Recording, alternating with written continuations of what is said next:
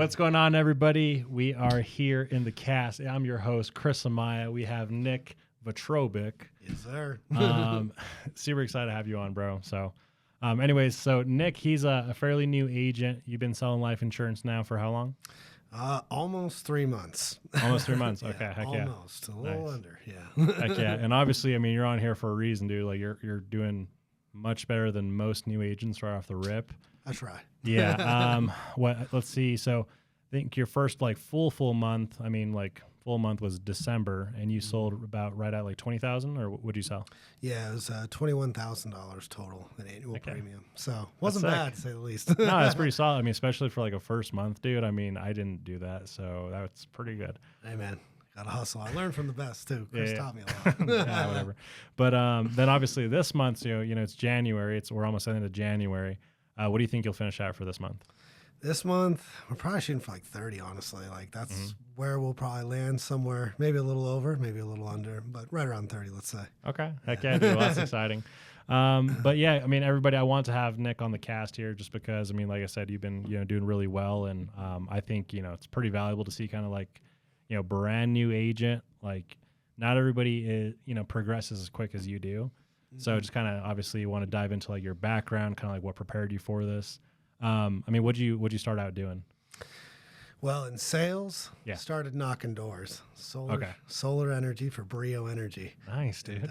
And, not gonna lie to you, like most people, kind of fell on my face in solar sales. Yeah. And that was the first sales gig, right? Yeah, that was my first one, and I'm not gonna lie, that was hard, man. Knocking on doors, people telling you everything under the sun is not fun. And have you ever got a gun pulled on you?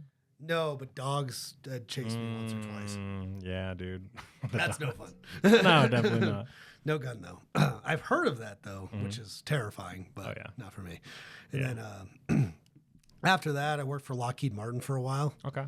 I took the safe route, listened to my dad, and kind of took this safe play, which was awesome. I mean, Lockheed was a really cool company to work for, but then for whatever reason, I was kind of called to get into car sales, ironically. And I had one of my really, really good friends, Max, was one of the general sales managers over at this place called Rocky Mountain Eurosport. I interviewed with the owner and got hired on the next day. And I started crushing it in car sales, to say the least. And then we got into finance manager after that. And now we're here because after that, I was doing great in there. And really, I had no squalms of the car business except for the hours. But now we're back in life insurance, and I'm not going to lie to you, Chris. We're not looking back. No, yeah. I mean, and obviously there's reasons for that, right? I mean, I think like when you look at like the general progression of things, I mean, it's pretty wicked because, you and I both came from, 6-figure incomes to something like this to where it's like, oh, holy smokes. Like when you really kind of figure out of like what selling life insurance is as far as the income, like ability, like what's the income potential. Amazing. Dude, it gets pretty sick. It gets pretty wild. But dude, let's chat a little bit about, so, I mean, okay. So, cause you kind of gave us your, 4 or 5 years pretty dang quick. So you were started in sales. How long did you sell solar? I did that for like almost a year. Oh shit. Yeah. Okay. I had no clue. So, it was a little bit, but I was bartending at the same time. So okay.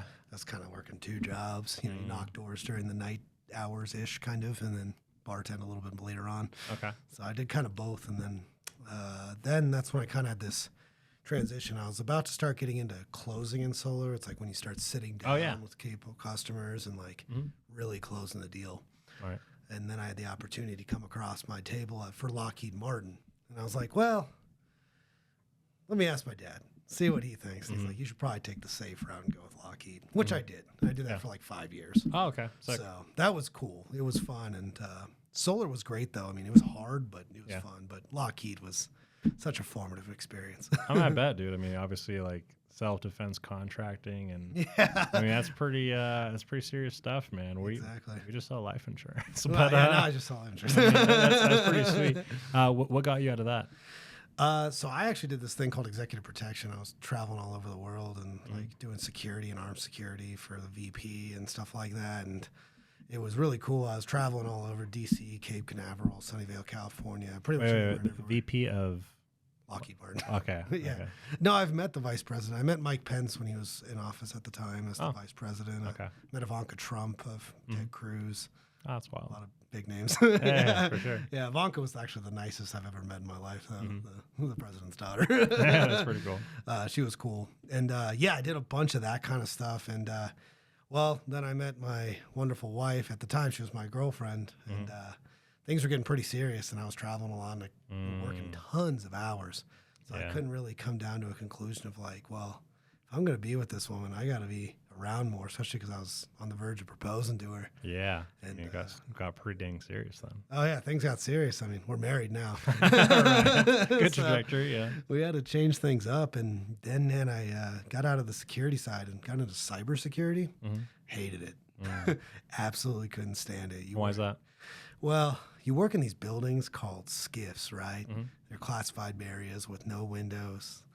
No outside electronics. So you guys worked in a cave. You do, and it's classified, so you have only the government technology and all this like weird stuff in there and stuff. But you don't really have type A people that are really chatty and interesting. You get really kind of some closet dwelling people that you work with every day. And again, you're not in a fun environment by any means with no outside fun distractions. Yeah. And just wasn't my kind of person, wasn't my kind of job. Like, I like talking to people. I like doing things and just saying hi. And you say hi there, and they're probably looking at you like, man, what the hell is this dude talking to me? Hell, they might not even answer me. They just kind of look at me funny, and they're like, what the fuck? That sounds like when I was playing World of Warcraft at 10 years old, bro, just in my fucking dungeon of a room, just in the dark playing video games, dude. That's what it sounds like. You just kind of look at your mom funny, like, what the hell are you doing? It's like, eat. Oh, I don't want to eat, Mom. Yeah, what do you mean? I gotta eat. Right. So how long did you do that for? Cybersecurity, bro, I only did that for like almost a year. I don't even think I made it a year because I told my wife straight up, I was like, I can't do this. Like, the money's fine and all, it's good. But I just couldn't do it. Like, it was just dreadful to go to work every day. It was killing my soul, man. And that's when I got I was praying about it a lot. And weirdly, car sales kept coming up on my brain. And I was like, God, you sure you want me to be a car salesman? Car salesman? Are you sure? And it just kept coming up, and I was like, all right, let's give this a shot, I guess. And I guess to not jump too far into my story quick enough, but like, I had applied at Jeep Auto Nation first, and they hired me first, actually. But then Max found out I was working there, and he was like, dude, what are you doing? Come work for me. Like, we've been buddies for, over 10 years, 15 years now. Okay, I've so known you've Max known forever. For a long time. Yeah. And then he got me hired on with Josh, the owner over there, got me hired on. And I'm very happy he did because I built an amazing career. I got to learn from Josh and Max, who are amazing salesmen, and quite a few other seasoned car dealers who'd been doing it for over 20, 30 years. Oh, wow. So you learned from, cream of the crop pretty much. Oh, top level guys. Like Josh, the owner, I mean, he was one of the best finance managers in the world in Auto Nation. And now then he was the GSM and then became the owner of a car dealership, a Eurosport dealership, so selling luxury vehicles specifically. Nice. So he wasn't doing bad for himself. And I mean, shout out to Josh. He was an amazing owner and boss and friend to this day. So very glad I got the opportunity to even get into car sales and finance with him. Yeah, and that's and so how long were you there at that position? So I was a car dealer for about 2 years, and then a finance manager for the rest of the time. Okay. A year. Okay. So you had some, decent amount of time there. I mean, what, 3-4 years, somewhere in the range? Yeah, around 3-4 years. Okay. But and it was awesome. Like, I was selling a lot of cars. I was making great money, 6 figures, all that stuff like that. And it changed Margaret and I's whole life. I did enjoy it quite a bit. But then all of a sudden, this guy Chris Amaya. I wonder who's that. Yeah, it's like, who's that, dude? Yeah. Chris and I, put a little backstory on us. We met at the gym, ironically, because I needed a spot, and I was like, dude, this guy's gigantic. He can definitely lift this bar off my chest. I can lift a thing or two. Yeah. And then we became friends just through hey, you're big, I'm big. Let's train together. Yeah. We had ironically, we had a lot of very similar hobbies and interests. It was weird to a point. I'm like, what a lot. Yeah. I'm like, man, Nick is super cool, man. And almost a little too much. It's kind of weird. Yeah. It's kind of weird how alike we are. And he was at Verizon at the time. Verizon, right? Yep, I was at Verizon. Yeah, and he was doing a sales career. And then I remember you were like, dude, I got to get out of Verizon. This life insurance policy position opened up for me. And I'm like, That sounds sketchy, man. You shouldn't do that. I remember, dude. Yeah, I was telling you, I was like, dude, I'm like, it's either life insurance or I'm going to go sell houses with my mom, bro. Like, I don't know. It's going to be real estate or life I insurance. was like, you should probably do real estate, dude. That sounds, that Yeah. life insurance. I've heard bad things about that. Yeah, dude. And it's funny because obviously our mutual buddy, you know, at the gym. Well, yeah. Yeah, Will. So he was like, dude, he's like, you should go sell life insurance. Like, you go kill it. I'm like, all right, here's a real estate dude telling me to go sell life insurance. I mean, you know, he did pretty well. I won't mention how much money he was making, but he told me, and I was like, it's millions. Oh, And yeah. I'm like, I did okay, a credit application when we sold him a car. I know how much he makes. okay. No, we'll leave it off here, but he does pretty well. Yeah, for I'm himself. not going to say your income. He does. It was nice. He does well. He does well. Shout out to Will, dude. Yeah. I hit him up actually on Instagram the other day. I'm like, bro, I did my first $100,000 quarter here selling life insurance, dude. Like, big shout out to you because, dude, I wouldn't. Yeah. Who knows if I would have took the leap, you know? But obviously, when you have people who are super successful, multimillionaire, being like, dude, just go do it. Yeah. I'm like, all right. I mean, he has nothing to gain. Like, honestly, he probably lost. I mean, because I would have been a part of his team, dude. Man, you would have killed it. I know you Oh would. yeah, for sure. So it's like, but anyways, big shout out to him, dude. I thought that was really cool of him. And I'm like, all right, here's the real estate dude telling me to go just sell life insurance. And obviously, dude, listen, and we're doing all right for ourselves. Yeah, things aren't bad, I'd say. No. They're pretty good. They're great. pretty good. But it's Yeah. funny, dude. I remember that's kind of obviously how our relationship started, dude. And obviously, it was just always like a man, like because dude, at Verizon, obviously, I was just there for so long, and I'm like looking for more. And I think that's always like a big thing. Obviously, like A players are always like looking for like new ways to level up and whatnot. And I think that's kind of how it came across for you. I mean, bro, I don't even actually kind of think about it. Like, I started selling life insurance. I started, kicking ass, and then I was telling you a little bit about it. But how did you even kind of like, what made you leave more or less the dealership? Like what did that process look like for you? So there's a lot of politics in dealerships and stuff like that. And we were running into some annoying, like slower seasons that were kind of coming up on things. Right. And the income was still fine. Like I was still doing great, everything. Like I was still at the top of the charts and stuff like that. But what came up was a few times we ran into each other because I didn't see you as often because you were doing these early mornings over here. Yeah. And I'd run into you and you were telling me how good it was. And I was like, well, when you kind of look into car dealing, you're kind of going to be doing car dealing one way or another. Whether you're a finance manager, a salesman, a sales manager, a GSM, a GM, you're going to be doing the same kind of thing. You're not going to progress too far, essentially. Like finance managers typically make the most in the store besides maybe the general manager. So, how much is that roughly? Good ones, 250 to 300, give or take, maybe more. Maybe 400, 500 if you're like insane. But GMs will make like 500 typically or more. Which, $500,000. That's dope. I'm not saying it's a bad salary by any means. No, that's awesome. And how long would it typically take, like, let's say, hard worker, grinder to kind of like achieve that? 10, 15 years. Really? Oh, easily, yeah. Okay. I mean, maybe if you're lucky, less, I'd say maybe 8 years if you're like outstanding. Like To be a GM? Oh, yeah. You'd have to be like top 1% of the 1%, though. Like, because most of the time, car dealing is kind of waiting in time in the business. Right. Well, I mean, even thinking about, I used to sell cars, and I remember like a big thing that would happen was like the sales managers that were there, they were there for a long time. Yeah. Like the GM, like he was there for, dude, I think like 10 years. Easily. Yeah. So it's like, okay, am I going to wait for him to croak, or, you know what I mean? So like, I guess definitely makes sense why it could take some time. And I guess, you would obviously have to be like the top of your class or like percentile to even get even looked at to do that. Yeah, and that's just for a look at. Like, you're not even guaranteed for it. Cause for sure. The other thing is that guy's got to get out of his seat, too. Mm. And I think one thing that's hard for, like, top producers like myself and you and many others is I don't want to sit in the seat and kind of wait for my opportunity to come. I want to make my opportunity come. Yeah. Like, I'm willing to put in the work. I'm willing to put in the extra hours. And I didn't see that opportunity really presenting itself because you're kind of at the mercy of what the dealership can provide. Right. And then rotation and many other factors. I mean, and talking about it real quick. So, I mean, obviously, like, what's the difference with this? With this, Yeah. that's the best part is kind of when you were telling me about this is I can get as many leads as I want, really. I mean, obviously it's dictated by certain amounts of value and how many leads you can intake or purchase. But the fact is I can work as much as I want and I can grow as much as I want, and there's an exit strategy. I can build a team. I can exit. I can also hyper succeed in sales at whatever pace I want, and then grow and make as much money as I choose to make. Right. So if I want to make, 10 grand a month, which if I ever do, just hit me. Yeah. And those people that are listening to this, like, so like $10,000 a month was a really big metric from like Verizon, from where I came from. And obviously, if you make 10 grand a month, like you're, hopefully doing all right, right? Things are good. Yeah.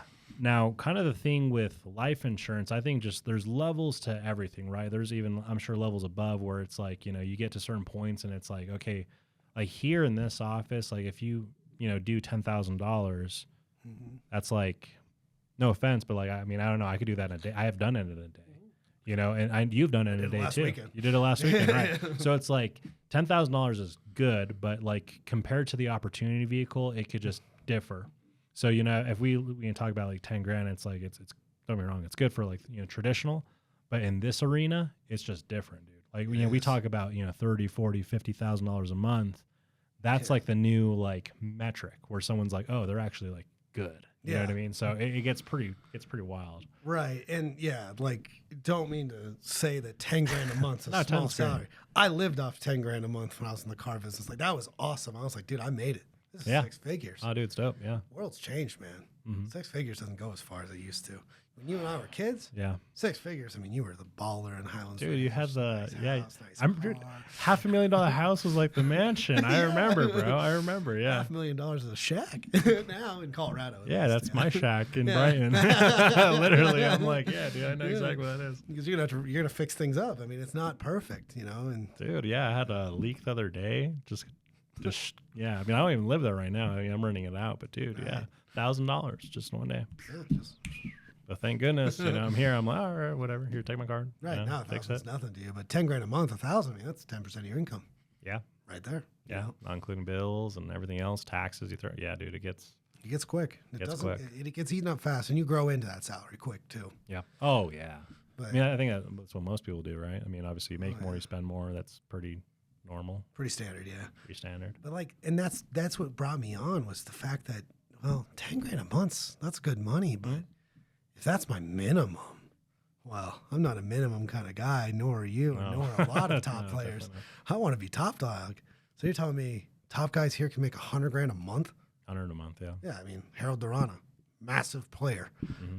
Me and you watch his videos probably religiously. I mean, that's on borderline speed dial. It's my alarm clock. Shout out that man, dude. Yeah, seriously. Shout out to you, Harold Durana, if you ever watch this. All right, dude. He's dope. But you're telling me somebody here can make $100,000 a month, millions of dollars a year, or 50 grand a month, $500,000. I can make GM money, and I don't have to wait 10 years to make it possible. And then on top of that, I can build a team and get an exit strategy. Oh yeah, I'll put all my chips in on something like that. Yeah, because that's an exit strategy. That's something where if you have no limiter and you have the work ethic and desire to grow, that's what enticed me more than anything else. Oh yeah, and I mean, I love how you bring that up too, right? It's because that was like definitely something that even myself, I was like, okay, so I'm not limited off of like politics or waiting for the next guy to pass or switch positions, get promoted. Like with this, there is no politics. It's very much like, hey, what'd you sell last month? Okay, are you actively growing? Are you, I mean, because like, right? I mean, myself and you, if we buy more leads, we will sell more, and then we make more money. I mean, that's just kind of how it works, right? Lead flows cash flow. Lead flows cash flow. So it's like, here you could really dictate that. You're not limited to, oh, man, I can only work a certain amount of hours, or, oh, is there like an overtime shift? No, like, dude, this is what you make of it. This is also the worst part of it. Yeah. So for people who don't have that discipline, that could, if you come in with like a W-2 mindset of like, hey, I'm going to just put 40 hours, like, dude, don't start this. No. It'll kill you. No. You have to come in as like, I guess, let me ask you this. I mean, because obviously you're doing really well. So like to start, like what was your mentality coming in? Like hours and like what was your mentality of like, okay, how am I going to succeed? I came into it with a really open mind because if you've ever been in sales, and especially if you're going into new sales, because I've done solar and cars, you got to come into it with an open mind. You can't have a chip on your shoulder. And I'm not going to lie, I had a little bit of a chip on my shoulder. I was a dog, top performer. But you're coming to something brand new. I gotta learn fast. And if I want to make the money I need to make, because I have big bills. Yeah. I need to learn fast. You do too. You had to learn quick. I remember you telling me you had to learn quick. You're like, bro, it's sink or swim. I got to figure it out. Dude, I remember at the gym, I'm like, bro, like we're going for it. Like, and what does that entail, right? You know, and Kobe Bryant's my biggest hero, right? He's my favorite athlete, biggest hero on this earth.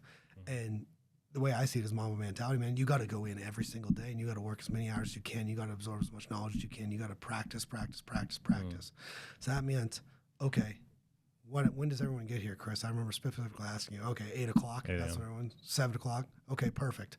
I'll show up for the 8 a.m. meeting and I'll be here until everyone leaves. Yeah. And I was here when I started in November, I mean, straight up 12 hours a day every single day. Oh, dude, I remember. Yeah, Saturday it was me and you and Wesley in the office on Saturday until everyone left, and then we're like, oh, here's the cleaning ladies. We should probably get out of here finally. I mean, that's my thing is if you don't meet the cleaning ladies, like dude, like literally.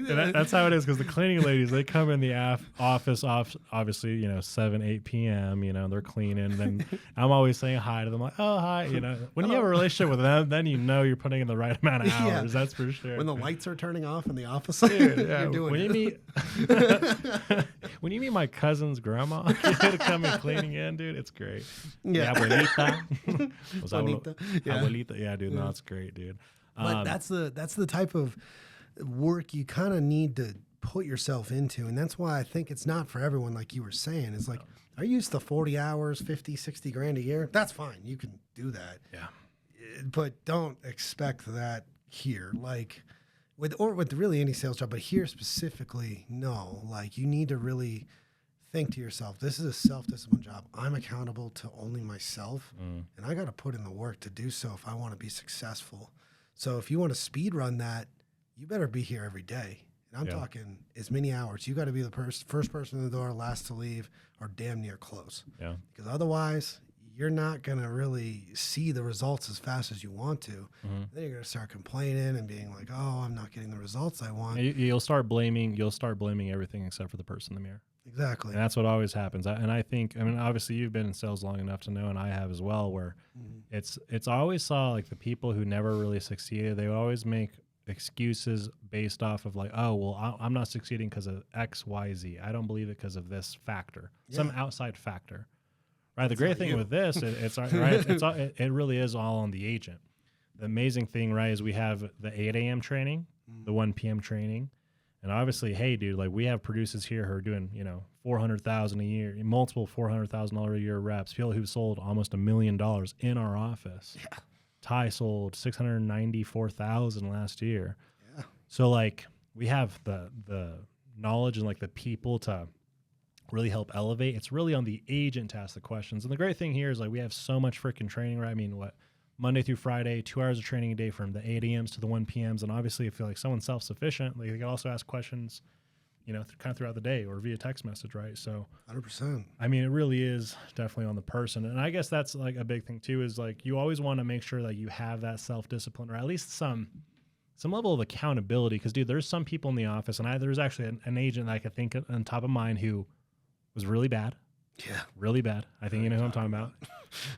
Really bad. And now he's starting to close. He's doing great. He's doing great. He sounds night and day difference. Like, night and day. Yeah, I can't even believe it's him on the phone. Me neither. But it's like the thing with him is like he didn't have results for like, maybe 2 months. And then now all of a sudden January starting to like figure it out. That's pretty fucking cool. He's really figuring it out too. And I mean, thankfully, I'm glad we figured it out a little faster. But but the point is, he has more unwavering discipline, I think, than most people do. Oh, for sure. He was here 10, 12 hours every single freaking day. Getting his ass kicked. Getting kicked. Yeah. I mean, man, like smoked. You want to talk about tough mental, dude? Dude, Ian. Good job. Damn, his name last. Yeah, no, I mean, hey, good job. Yeah, like good that's, I mean, that's the hardest part of sales. Like, and that's one thing I learned from the dealership too. Like, a lot of my managers, the hardest part of sales, including one of my favorites, Sana, the owner's wife, the finance director over there. Keeping your head on in sales is their biggest thing. Because if you don't keep your head on straight, you're gonna lose. You're going to lose in sales. True. You got to make sure you keep the discipline factor. You got to not keep it. You can't be emotional. you can't get in your head. Yeah. Because the second you do, you're going to lose. You're going to lose it all, because then you're going to have salesman breath or commission breath in the business is what it's called, where you're not going to be able to sell anything because you just sound desperate. You sound desperate. And the way I always kind of learned was from Ty. And I mean, Ty always taught us like, hey man, listen, if you're quoting something, because the way, just so everybody knows, the way we get paid in insurance is the client's annual premium. So if a client pays $100 a month on average, and that's the average in the life insurance industry, $100 over the course of a year is $1,200, and then you get a percentage of that $1,200. Like my commission rate's at 110, about to jump to 120, by the way. Good work. There's metrics, and anybody could get to that at their own pace. But anyways, so then I'll get paid 120% of $1,200. And now obviously to start, we've, implemented a program where people start at 65%. They have no lead cost as long as they're disciplined with their calendar. They're showing up, they're hustling every day. Anyways, that's how life insurance gets paid out. We get typically 75% cash advance of that money up front. The other 25% comes on the back end, so everybody knows. Go ahead. I was going to say, it's quite nice, especially because sweet. your commission goes up.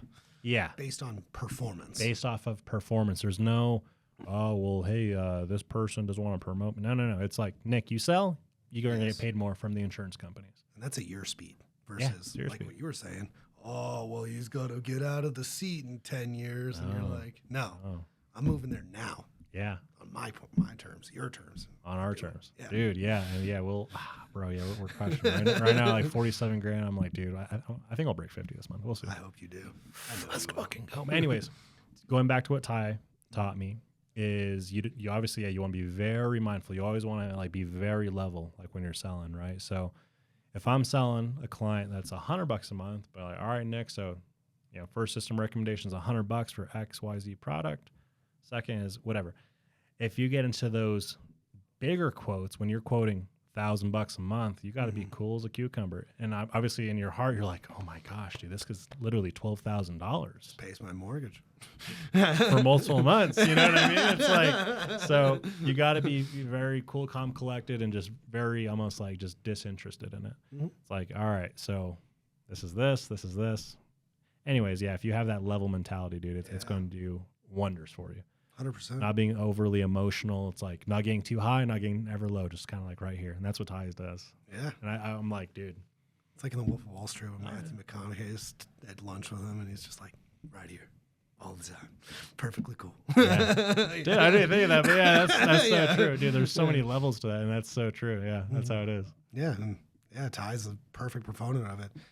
Ty could have just lost his house, and his mood, his tone is the exact same. Like, does not change. Like, just hit me in the face. Well, perfect. Here's your monthly premium. It's like, all right, dude, cool, no problem. Yeah, no worries at all. that's the difference. Is your level tone, his level emotions, calmness, and that's why he succeeds so much. I mean, you can clearly tell. That's how you can see all the top producers succeed. Yeah, none of them get affected. Got a massive chargeback. No big deal. I'll just sell more. Mm-hmm. And just so the audience knows like what a chargeback is, basically, I mean, it's really all sales. I mean, every business has chargebacks. 100%. So a chargeback, let's say I sold Mr. Nicholas here a policy for $100 a month, whatever. Let's say maybe I oversold him. We have chargeback mitigation that we teach here. That way, of course, your book of business sticks. So obviously, that goes into like selling the correct products to the right, for whatever their purpose is. So let's say Nick decides to cancel. Mm-hmm. Then at that point, let's say the insurance company is paying me $1,000 for his deal. The insurance company will say, all right, Chris, well, Nick canceled, so now you owe the insurance company $1,000, which $1,000 might sound like a lot and whatever, but you just write through that. So some people think like, oh, you got to like pay like out of your own pocket a chargeback. No, you just write through it. You just write additional business. Mm-hmm. But chargebacks will happen, and dude, I mean, it happened all the time at Verizon. Happen all the time in sales at cars. Dude. Normal shit. Yeah, so it's pretty normal stuff. Anyways, I think sometimes people see chargebacks and they're like, oh my gosh, that's scary. You know what's scarier is doing the same thing for 40 years. I don't know. So anyways. I mean, one way or another, you're going to pay the price for something. And, I could make 60 grand for 20 years, or I could make 200 or 500 or $1 million. Yeah. So, dude, it's pretty sick to see too. I mean, especially as being like your friend. It's like, dude, it's so cool that, because dude, I think you might even had like a faster kind of like figuring it out moment, even maybe faster than me, to where like, dude, like Share what'd you do last week as far as insurance wise? What'd you sell? $33,000. $33,000 in a week. Didn't hurt. That's so insane. Yeah. That's so insane. Yeah. And then 18K before that. And then I think what was it? Nearly 10K. It was like 9.7 or something like that. That's ridiculous. It wasn't bad. No, dude, no. That's fucking insane. I haven't had a $33,000 month. I think I'm sorry, I've had a $33,000 month. I haven't had a $33,000 week. Anyways, dude, shout out. That's freaking huge. Thanks, man. No, I think that might be the office record now, dude. I hope so. I think Easton might have me beat, but Probably. we'll see. I mean, that guy's freakish, but Yeah, dude, probably. Shout out to That Easton. dude's a special freaking case of, no. I want to be that special case too, For sure, dude. I mean, I think this year, dude, there's going to be a lot of people here in the office who easily crush 400,000, 500. Yeah, I used to think that was the starting goal, but I'm like, oh, that's probably just the minimum now. Oh yeah, dude. Yeah, I mean, let's talk about that. Like, what's your goal for this year, man? Like, what are you shooting for? I'm gonna say minimum is $500,000, but I really want to choose. Like, I think I could hit 750, depending on how my lead spend goes and everything like that. Once I go broker next month. Mm-hmm. Oh, dude, yeah, and shout out for going broker, dude. That's huge. So, really quick, because I don't think the audience really knows what that means. So, totally. What is a broker? So, a broker, we start off on Lead Assist, which is the coolest thing ever, by the way, because no life insurance agency does this. Almost none. Well, almost none, at least, rather, I should say. I start out at 65% commission, but Ty or Chris, they're going to start you on what's called Lead Assist. So, instead of paying for my leads, they pay for them for me. And then they get a portion of my commissions, which is more than fair because I'm not paying for these leads. I get to fumble them. I get to suck for a period of time until I'm good. And right now I'm on Lead Assist because if you do want to increase your commission, you have to sell a certain amount. Again, totally up to you how much you sell. Right.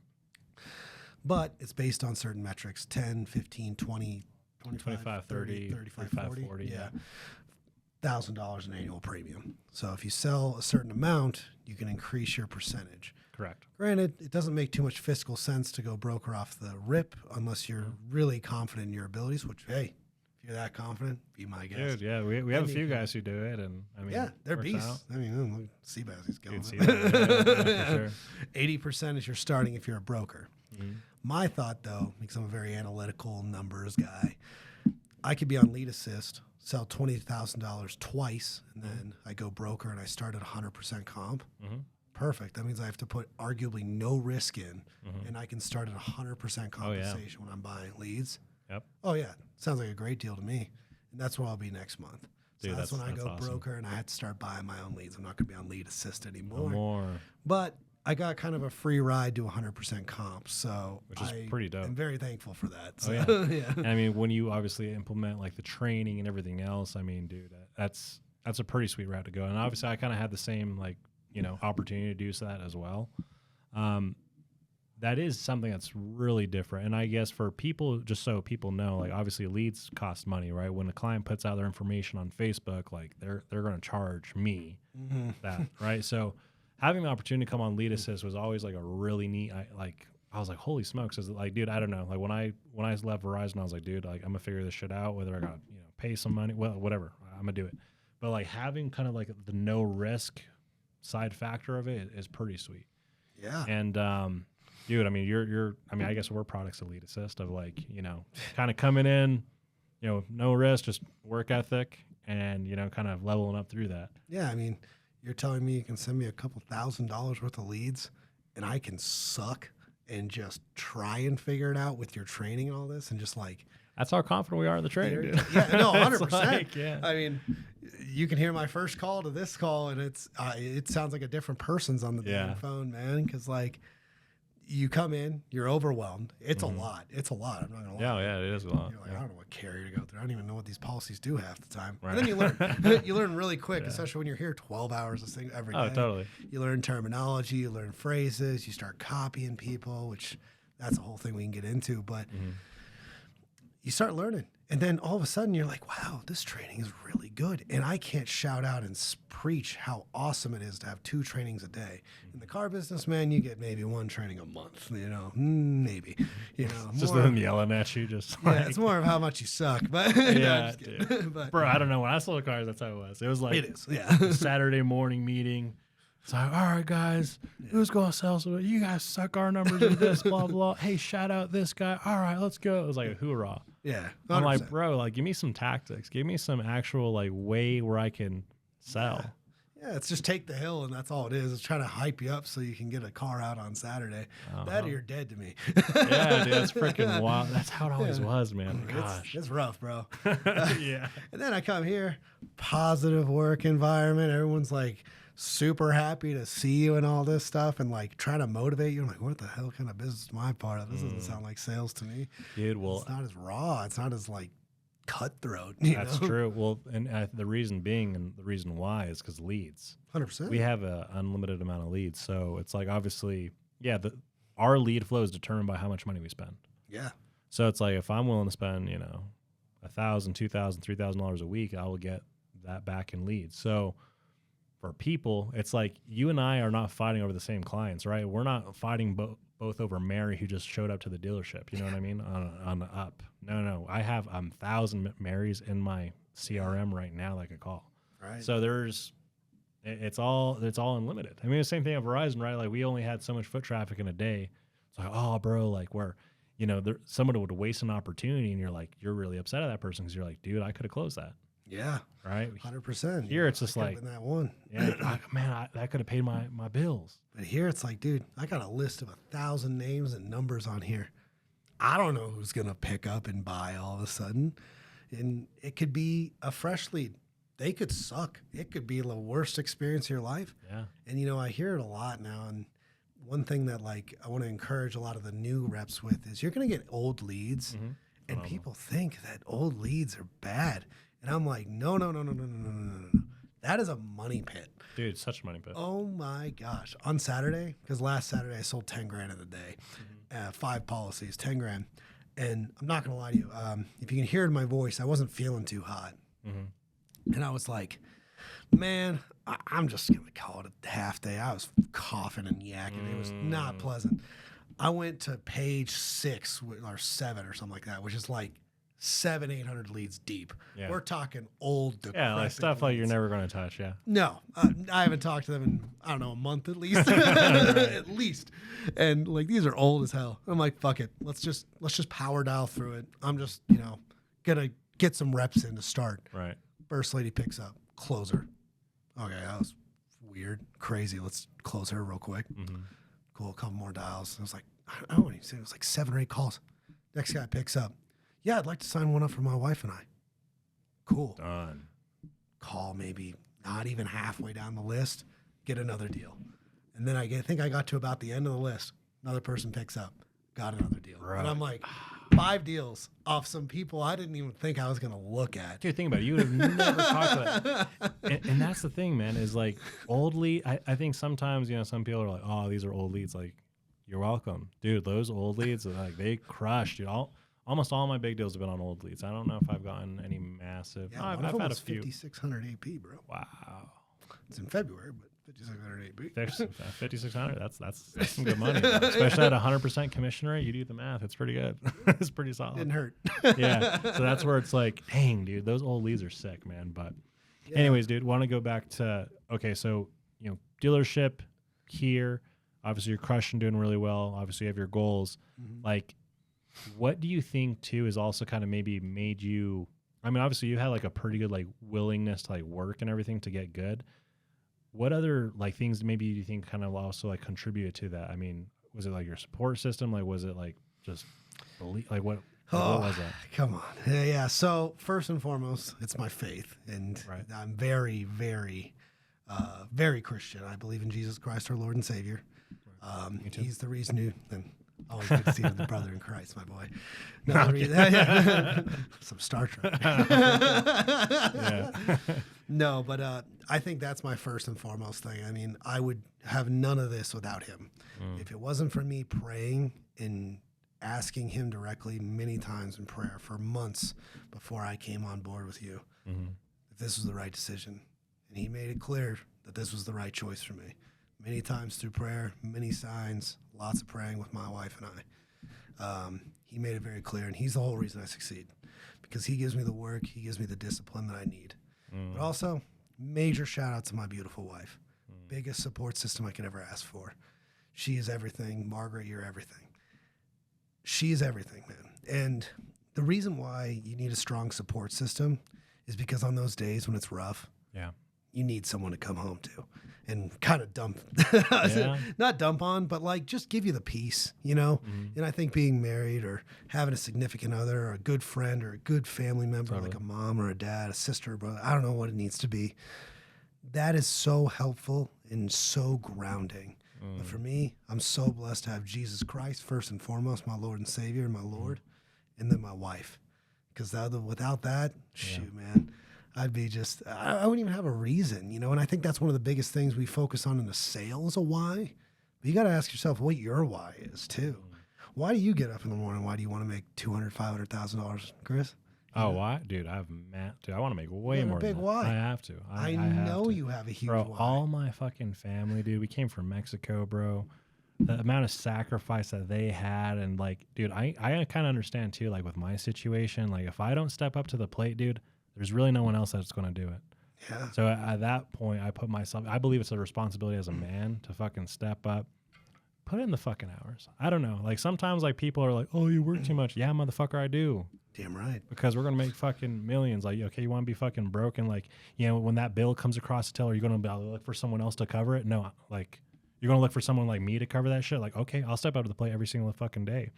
So, like, having, like, you know, family and everything else, dude, and, like, also, too, like, the amount of fucking, like, and obviously I cuss a lot, but, like, dude, the amount of goodness, like, the gratefulness I have for, like, you know, the man upstairs. Obviously, I went through some real hard times over the last year and a half. But then seeing this an opportunity where I could fucking crush, not be limited by anybody, start building an agency, and then also like have an ability to have an exit strategy that we talked about, which partnering with integrity, you could sell your book of business for multiple millions if you'd like. Totally up to you. You don't have to do, which I'm going to do. You're going to do it, yeah. Obviously, we're building a massive team now, and like, dude, I was doing the numbers. Pretty crazy. Yeah. Inside a year, the business, right now we're training to do over $1 million. Inside the first year. That's so. But it's all been because of that man up there. And dude, like obviously I just want to keep that single focus. But dude, there's like so many things that I really just want to like give back into the world to just my gratefulness, dude. Like I've always felt like I've been like called to like help other people, and I have the ability, like able body, able mind. Totally. Dude, and like, you know, kind of experience what I experienced last year, which I'm not really going to get into too much, but that's, you know, like, you know, my Savior took me out of that, so I'm like, dude, like I'm gonna give back to Him and His kingdom. 100%. We're gonna build that. So, and you got called. You got gifts. You have gifts of leadership, discipline, work ethic. Not everyone's blessed with those, but you did. You got that blessing. So let's not waste them. You know what I mean? Have a massive team under your belt. And you have a lot of people that depend on you, so you don't waste those gifts. Oh. So keep praising the Lord and putting all glory to God. Always. Yeah, sorry for everybody if it gets a little too deep, but dude, I'm just like, like what we have here in the office, man, is so freaking sweet. Like I think when someone really sees like the opportunity at hand, dude, it's like, it's just like, man, it's just, it's a path it's a vehicle that you can make it to be what you want to be. You want to make a couple $100,000, cool. You want to make 50 grand, cool. You want to make a couple million, you have that ability to do that here. Yeah. And you're going to learn a skill that it doesn't even need to necessarily be here. Because if you get good enough and you can make, let's say you make 200 grand in your first year, 100 grand in your first year, you've now learned a skill that if you don't even need a home office, you can sell life insurance anywhere in the world. My boy David Conti, he's about to go travel all the world. You go to Thailand and make 200 bands a year. 200 grand a year in Thailand, USD, buddy. That's probably like, it's like a couple million. Yeah. Buy the country, no I'm kidding. Yeah, you buy it half the time. But that's the perspective you have to kind of lie in is, like you said, your why. You're willing to put in the hours. You're willing to put in a year or two. Oh, you work too much. I don't work enough. Dude, genuinely. Sometimes I feel I'm like, dude, like, oh my gosh, like, man, I could do so much I leave more. an hour early and I'm like, bro, what am I doing? I know I got to go to dinner or date night or whatever, but like, I could be there for another hour. What if that was 2 deals? You know? Yeah. I mean, granted, take some time to yourself. But totally. a little bit. Just a little bit. Just a little bit. But I mean, but realistically, when you think about it, it's like, okay, well, everything that we do now, right? I'd rather grind really hard in my 20s, 30s, whatever the case is, That way my family is never going to have to be in a position to suffer or go through like these like massive, maybe like cycles of like economic strife, right? I mean, for like 2008, like smoked a lot of families, which was my family and crew. My mom made it was doing really well. Yeah. Made hundreds of thousands, like $1 million in a year. Then we went from that to like zero, and just whole life just changed. Everything shifted. Everything shifted. So it's like if we're right now, we're in a pretty much a recession-proof vehicle. Everybody's unfortunately is always passing, so they need life insurance. And then with that too, it's like, okay, you could be the guy, the one to step up to the plate to make sure your family's good in all circumstances. So I'm gonna do that, like without a doubt. There's no question about it. You want to be the father. You want to be the dad. Oh, for sure. Hey, honey, you know, Sarah went to your daughter went to the hospital, and it's insurance only covering this much. It's $10,000. Mm-hmm. You don't want to be the dad that's going to debilitate you and your family now for months, the next year or months to come. Yeah. No, you want to be the father in your life where you're like, no problem. We got that. Mm-hmm. No issue. And that's the dad I want to be. That's the father you want to be. That's the definitely. Man I want to be in my life. Because you got to be the change, man. Mm-hmm. Not everyone's going to do it. And not everyone has the gift to do it. If you feel like you're that kind of person, you don't have a limiter. You are your own man. You can do it yourself. Yeah. This is the perfect business for you. Perfect. Because there is no limiter. If you want to be the man you want to be, you can. You can hustle. Yep. You can be the guy that you want to be. You can make as much money as you want, and then you can teach others to do it too if you feel so called to, you know? Hell, it doesn't have to just be selfish, and that's where the exit strategy comes in. Dude, I think that's so cool. It's like that's where I'm gonna be like, damn, I know what this shit's done for me. So how can I help other people make 6 figures in a year? And dude, it's happening. Yeah, I think I'm looking at like the list here, and just for camera, I mean, I got a lot of people here in the agency, and I'm like, there's gonna be multiple. I think over 10 people this year. Mm-hmm. Alone, easily over 10 that'll make 6 figures. Oh yeah, just with our in our agency alone. So it's like it's pretty sweet, dude. It's pretty sweet being able to like. Especially, dude, when you like someone comes on and you're like, all right, dude, just listen, okay, and then it works, and it's like, dude, like you see that, and like, dude, obviously I've seen that in you, and I'm like, bro, that's so fucking cool. That's so cool. Yeah, but anyways, I'm sorry. No, you're good. I do want to kind of close off here soon, but for maybe the person that's kind of looking at this, like, hey, do I want to sell life insurance? Like, what do you tell that person? First of all, it's gonna be a lot of work. Definitely. Second of all, you're going to need self-discipline. You're going to have to figure out how to discipline yourself because you're not going to have a boss this time. I mean, sure, you're going to have leadership and everything like that, but you're going to have to figure this out on your own. And you're going to have to really kind of sit down and talk to yourself and be like, is this something I can handle? Is this something that I can put in the hours? I can better myself, not just in my workplace, but mentally and physically. Because personally, I don't think you should be doing these kind of jobs without exercise as well. Because you're going to need the stress relief. Jacked, and then, look like Chris. You don't want to look like that. But you're going to need an outlet, and you're going to need discipline in a lot of factors. And that's going to be with your finances and so many things. So you got to really ask yourself, is this something where I'm willing to jump into something fully and change my life? Or am I not ready to take a leap of discipline, faith in myself? Do you not trust yourself really? Because if you trust yourself and you're willing to go to like the wit's end with yourself and like really take this to the next level, you will succeed. I know you will. If you're willing to really put your feet to the fire. But if you're not, then I wouldn't recommend it because if you're not really willing to kind of humble yourself, learn, grow, work your butt off and all this good stuff, I don't think you're going to really succeed. You might, and I hope you do, but it's probably going to have to come down to the factor that you're going to have to humble yourself and achieve those things. Granted, I think if you're content making, about $100,000 or around that range, you could probably do it. It's not going to be that hard. But I think if you really want to succeed and you really want to see something special, this environment does coach you to be that way. Yeah. Because all of our top performers in this office, every single one of them arguably does the same thing. We all do the same exact every day. Shit. Like it's a different routine. It might be different time placements, but I can promise you every single person here works out every day in the morning. Yep. You might not have faith, but you pray to something or you have some form of discipline that keeps your mental in check, whether it's a podcast, a book, your Bible, whatever it may be. Right. Then you work 10, 12 hours a day, 5 to 6 days a week. You might take a day off here or there, but that's about as consistent as it gets. Yeah. And then you go home to your wife or your dog or whatever the heck you got at home. You eat dinner and you come back and do it again with a smile on your face. Let's go. So if you're coming into this, just take that look in the mirror.